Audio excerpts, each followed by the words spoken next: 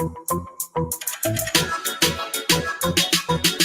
don't need Netflix, you don't need cable. Hop on YouTube, welcome to the hood table, where we chop up local and global events vocally. You don't really wanna miss out on these conversations. Just joke a little, laugh a little, get that wine in your system, fill your glass a little. Expose current events, talk trash a little. You never know, these opinions might clash a little. They addicted to the content, got them binge watching. You don't like it, then you want invited. Bet your friends watching in the house and in your job parking lot before you clocking. They don't wanna miss a second of this HT content. Everybody think they got something to say, so it's an open invitation, bring it to the table. But if you come whack, just know we ain't buying in. We gon' probably turn your back and tell you sorry, try again, Yeah, welcome to the hood table. You don't need Netflix, you don't need cable. Yeah, welcome to the hood table.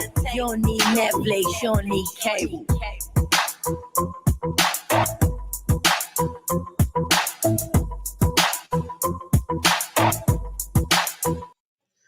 Hey, ooh, let me get a drink. Hold on, child. Hold on.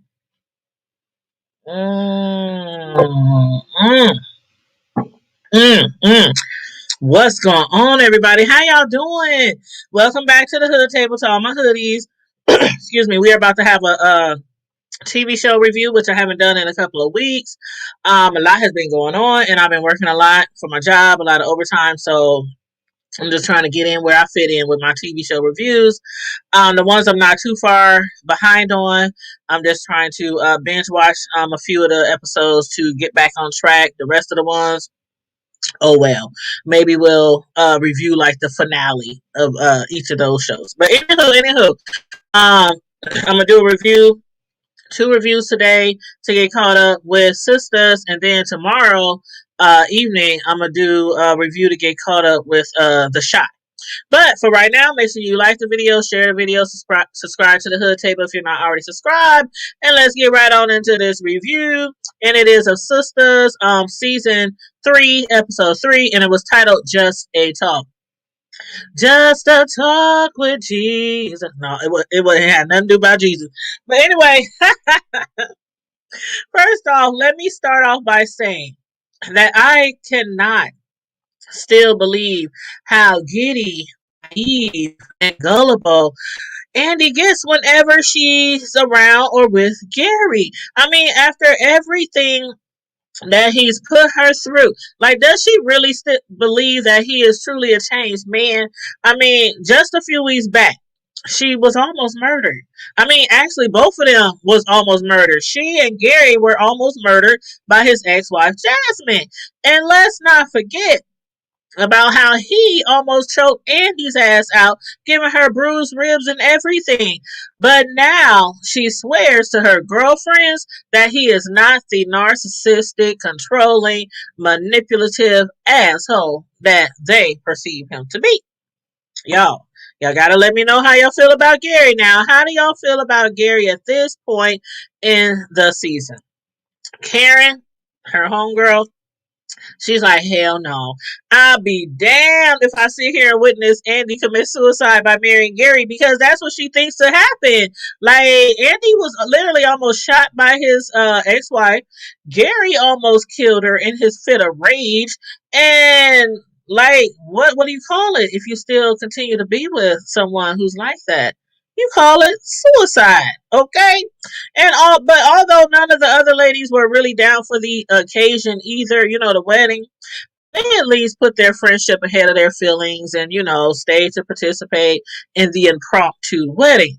And the ladies, while they were speaking with Andy, Gary, he was getting relationship advice from Aaron. Like from Aaron of all people. Aaron, whose relationship is on the rocks right now. I mean, he just recently caught his girl Karen and Zach having sex together at Karen's salon, and now he's here, being the one to give relationship advice to somebody else. And as far as that advice, I actually don't even know if Gary will be needing any advice anymore, being that Andy suddenly decided that she didn't want to go through with the ceremony. Or will she end up changing her mind? We shall see. Now, in other news, Maurice, he found himself back at the Proud, the gay bar that be popping. And while sitting there on a bar stool at Proud, he was up there fantasizing about how Calvin and Jacoby was fighting over him at the bank. When in reality, we all know that both of those men were fighting over Sabrina. Maurice only wishes that both of those men were deeply, madly in love with him and fighting over him. And Chris, the bartender, he was looking at him like, it's all in your head, Mo. It's all in your head. But then Maurice started inquiring about Q. Q, the stripper who slept with Maurice's friend Bootsy in Calvin's bedroom without neither Maurice nor the Q, who also stole Calvin's checkbook. Come to find out, Q steals from everybody he sleeps with. He even hooked up with with Chris, the bartender. Not only did Q sleep with Chris, but he also stole Chris's laptop, which to Chris was well worth the theft. And I was like, what the hell? I ain't never, ever, ever, ever, ever in my life had no sex. And I didn't have some good ass toe curling sex, right?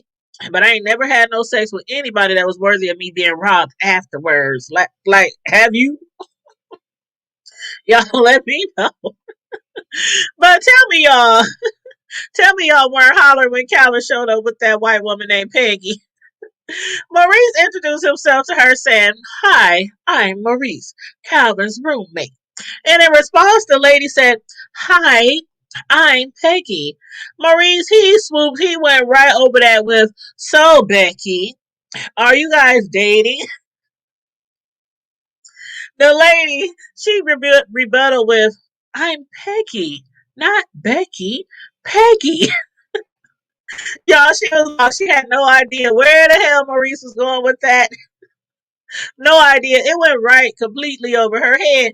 But then I was like, what the hell is going on between Peggy with her and Maurice? Like, right before Calvin cut Peggy off, she was beginning to tell Maurice how both she and Calvin like to try different things, everything together. But she said they have yet to be with two guys and her together.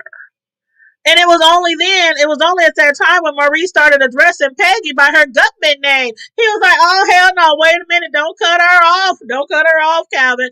Hold up, Pegs. Pegs. Let me know, Pegs. Sus, what's really going on with you and Maurice, who always claims to be straight? With you and Calvin, who always claims to be straight. And I swear, I want to fully believe that Calvin is really straight because he keeps claiming that he's straight. But come on, again, I say, ladies, if you have a man who wants to be pummeled, penetrated by your sex toys before he works on you, I don't know. I don't know. Could just be a thing. I don't know. But anywho, I had this conversation before on one of my other shows about that certain situation with him and Sabrina, and they was all like, no, he gotta be gay, he gotta be gay. Ain't no man wanna be penetrated who ain't gay. But anywho, I digress. Moving right along. Let's talk about Zach. Okay, Zach. He stopped by Danny's house to speak to Danny, only to be greeted by Preston, Mr. Cowboy, Danny's boyfriend. And while he's at Danny's asking Preston for advice about the stock offer tip he received from that white woman at the airport, Karen is back at the salon. And as soon as she got there, she overhears what sounds like people having some good raunchy sex. I was like, I know ain't nobody that snuck up in Karen's office and having sex on the same exact desk that Zach and Karen had just been bumping and grinding on the other day. Y'all. Pam, the receptionist, secretary, assistant, whatever the hell her title is, she was getting her groove on, child. Pam was getting her back blown out by some fine ass man. Man, Tyler Perry, he always know how to pick them. Even if they can barely act, they sure look good. They sure look good. But anyway, she didn't even know the dude's name. Then after they were done, she tells the man, whose name she does not know, that she will see him again later. I was like, "Ooh, ain't you a freak?" Mm-mm-mm. The freaks come out at night. But Pam was also wondering why Karen was at the salon so late. So, calling herself trying to be nosy, she decides to stick around. That was until Karen threatened to, pull up all the security video footage from the past 30 days to find out if Pam is really a straight up whore, which I do believe she is. Pam was like, I holla. Okay, have a good night. Deuces. See you in the AM. But our girl Karen still upset with Andy. She seemed to be bored, lonely, confused, just in her fifis, in her feelings. So after speaking with Fatima earlier, and after her receptionist Pam left, she decided to give Zach a call. Zach, of course, has her blocked. But because she was so desperate to reach out to him, she then dialed his number from another phone. Zach Zach, not knowing or caring who the hell was blowing up his phone, refused to answer the call. He was too busy over there enjoying that steak dinner that Mr. Cowboy, old Preston, had prepared for Danny. That is until Preston kept insisting that he take the phone call. And once he did, Zach realized that it was Karen, and he instantly got an attitude because he didn't quite understand. He didn't understand why the hell would Karen want to meet up with him this late in the night. But he's going. He's going. And if the cowboy is correct, after Zach finishes his steak dinner, Zach is going to enjoy a little Karen for dessert. Hmm. We shall find out. We shall find out. Now, as far as Maurice, across town, Maurice was still at the bar, and in walks Q Dog. His name is Q, but I love calling him Q Dog because the Q Dog. Woo, woo. But anyway, of course, Maria approached him and threatened to get him locked up for stealing Calvin's checkbook. And the next thing you know, Maurice hauls off and punches Q dead in the face, putting him right to sleep like a baby, dragged him off into the restroom only to do only God knows what with him. I was like, ooh, child, what's about to go on now? Is he about to mollywop and dog something boy while he passed out? That ain't fair. That ain't fair. Maurice, you done had your ass was once before. Once before. And granted, you did have on high heels, a dress, nails, and a wig, but you still got your ass whooped. But anyway, we shall see in the next episode what happens next. And again, everybody, make sure you like and share the video, subscribe to the Hood Table, and don't forget to keep it hood. Bye.